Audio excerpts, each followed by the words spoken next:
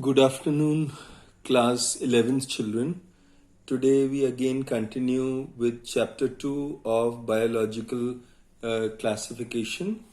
And in this, children, in video 14, if you remember, we had studied about protists, their structural characteristics. We studied about protestant locomotion features like pseudopodia, flagella, cilia. We studied about photosynthetic protists, about protestant algae.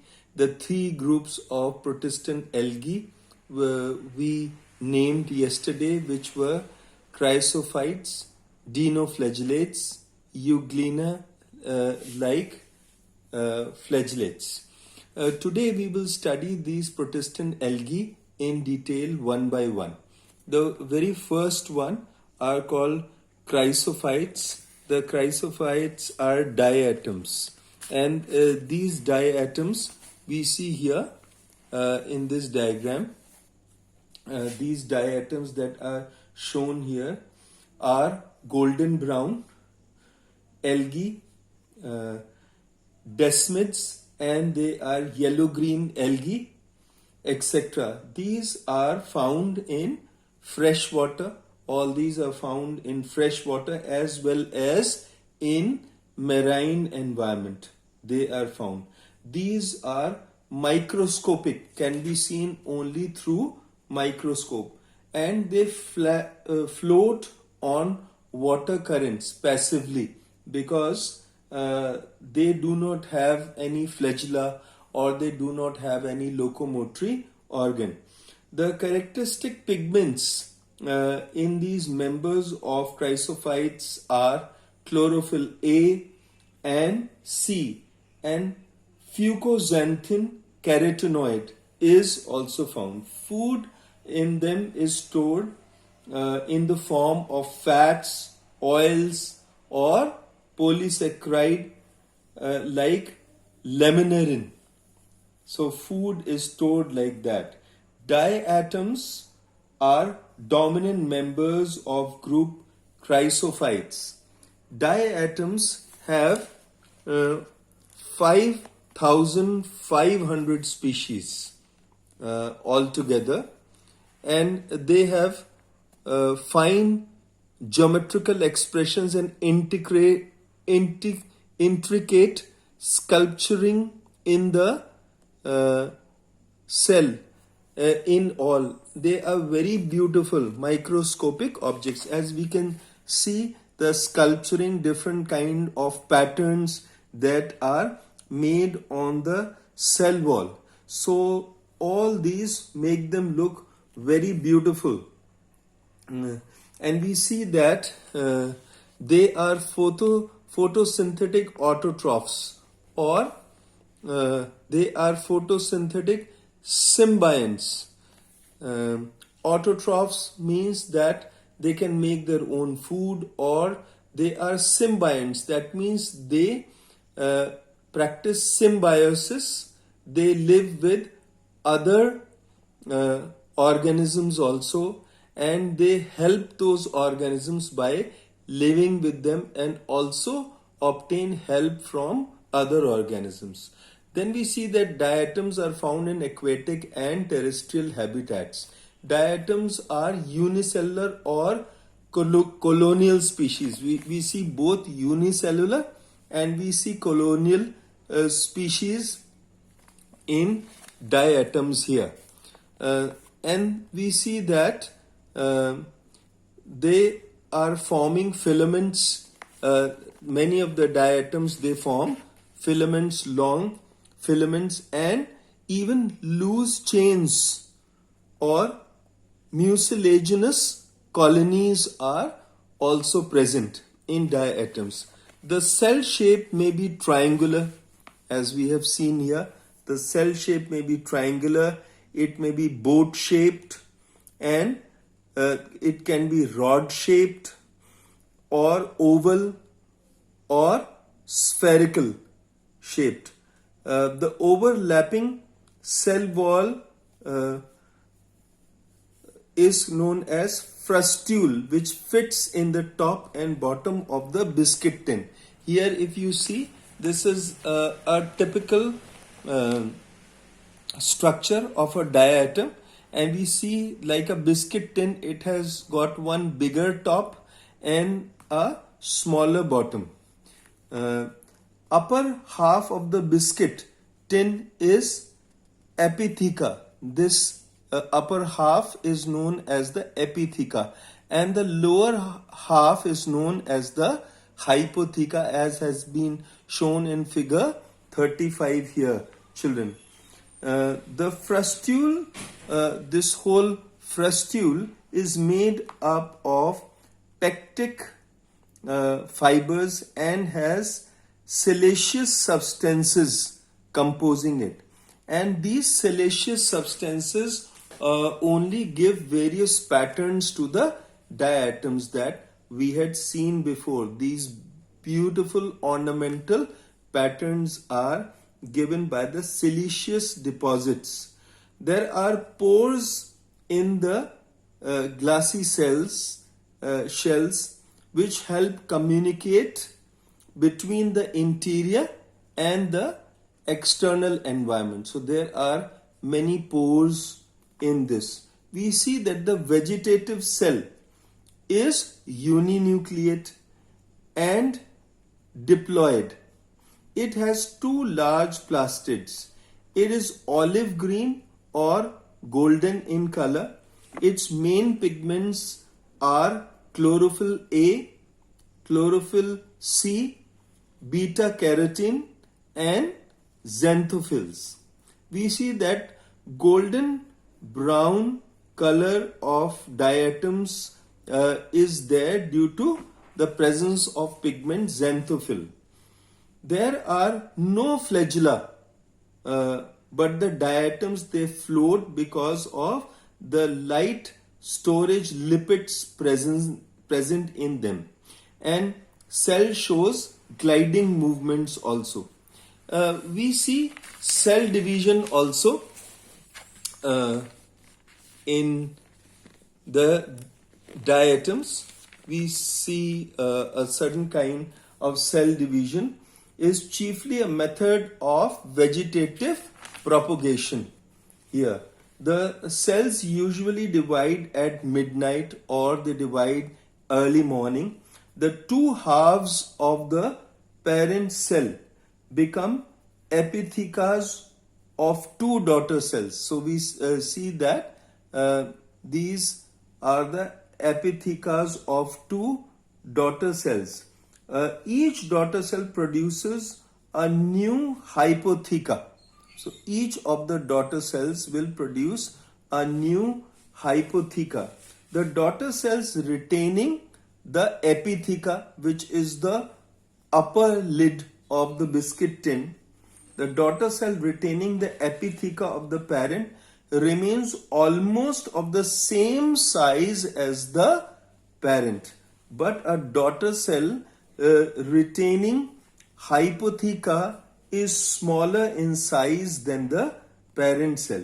Thus, through cell divisions, we see that two lines of descendants are formed. One set of descendants are large ones, all of them are large diatoms, and the other set of descendants are smaller ones. We see that the diatoms also have economic importance. The diatoms form major phytoplankton of oceans. A 16-ton blue whale can contain almost 2 tons of plankton in their gut. Diatoms leave behind large amount of fossil cell wall deposits called diatomaceous earth. It's used in industries. Diatoms are used in oil and chemical industries as filters. Diatoms are heat resistant, so they are used as insulators in boilers and blast furnaces. Then we see that diatomic earth is used as an absorbent of nitroglycerin. Then we see the diatoms used in manufacturing car and silver polishing powders. Then water glass in making toothpaste and in making paints also they are used. Diatoms are used as fillers of battery boxes. Diatoms are used with bakelite. It is used in manufacture of switches and fuse boxes. Then we see that another kind of photosynthetic protists are dinoflagellates. The dinoflagellates have many characteristics. These are unicellular marine forms belonging to pyrophyta. Where pyro means fire. And we see that the dinoflagellate, they have cellulosic wall which is divided into plates. We see the cellulosic wall is divided into plates. Can you see the plates here? That give them an armored appearance. What is armored appearance? That these look like an armor. Like a soldier uses armor, shield like armor. So these dinoflagellates also look like armor. They have a pair of flagella. We can see one flagellum here, another flagellum here. Here also a pair of flagella. One, two flagella here. Here also two flagella. So we see that the dinoflagellates, they have a pair of flagella which lie in opposing grooves. One is lying this side and one is lying in the opposing groove here. In their thick cell walls between the wall plates. Then we see that the arrangement of flagella imparts a spin in most forms responsible for dinoflagellates. And we see that the name dino means spinning, because with the help of flagellum they spin. The chief pigments that these are having are chlorophyll A, chlorophyll C, and variety of carotenoids. Pigments they impart brown, yellow, green, blue, red color to the dinoflagellates. Then we see starch is the main reserve food material in dinoflagellates. Unlike other eukaryotes, the dinoflagellates nuclear membrane consists of single layer. Usually the eukaryotes have double layer nuclear membrane, but in dinoflagellates it's unique that they contain only a single layer of nuclear membrane. During mitosis, the nuclear membrane remains intact and the division of cell is a true copy of bacterial cell division. Then we see that dinoflagellates, they reproduce only asexually. Some biologists suggest they should be placed in a separate subkingdom between Monera and Protista. Dinoflagellates should be kept in another subkingdom between Monera kingdom and Protista kingdom. Then we see red tides are formed by dinoflagellates. The overgrowth of dinoflagellates, like species, for example, Conulax and Gymnodinium, are responsible for red tides. How they form red tides?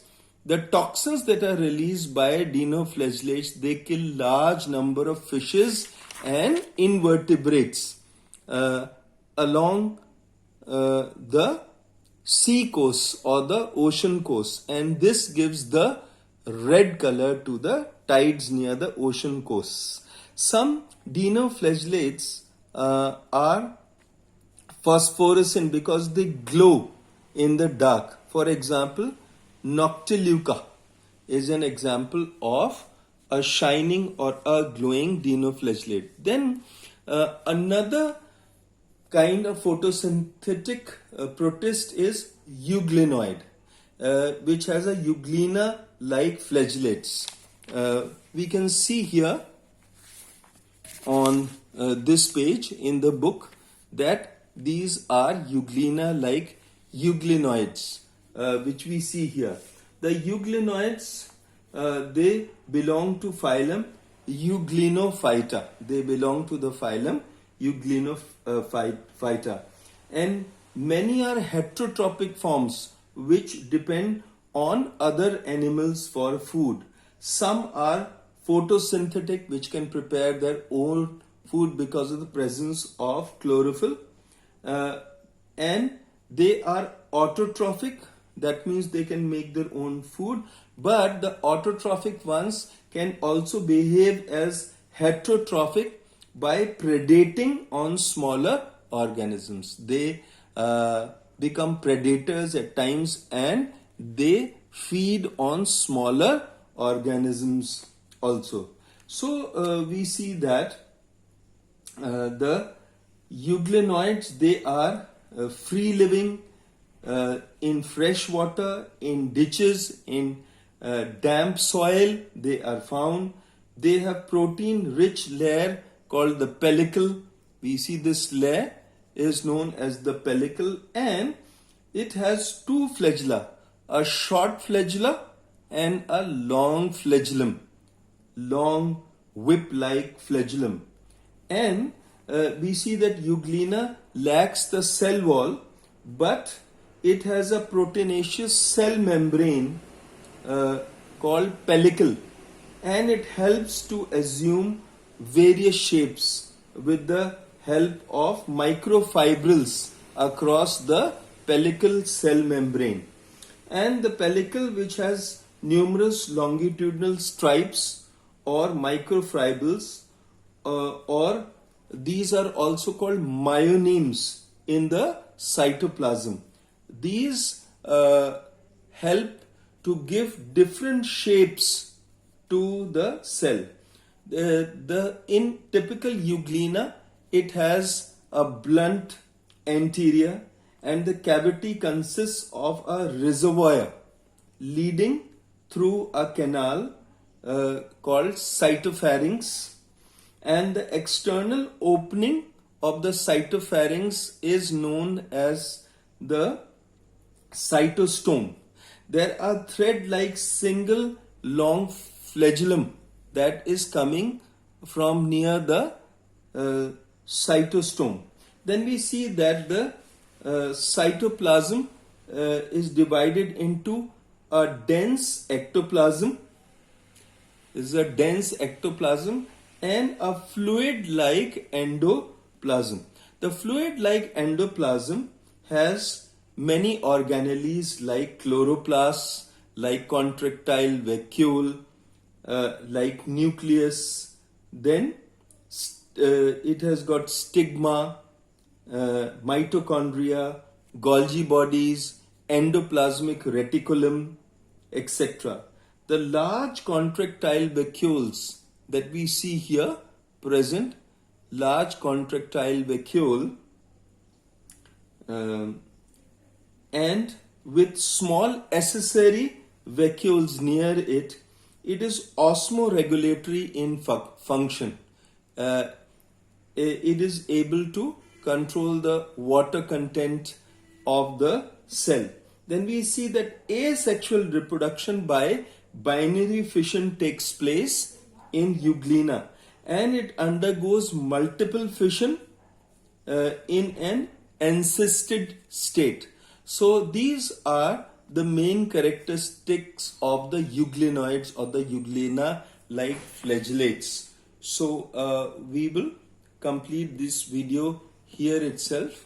Children, have a good day. Thank you.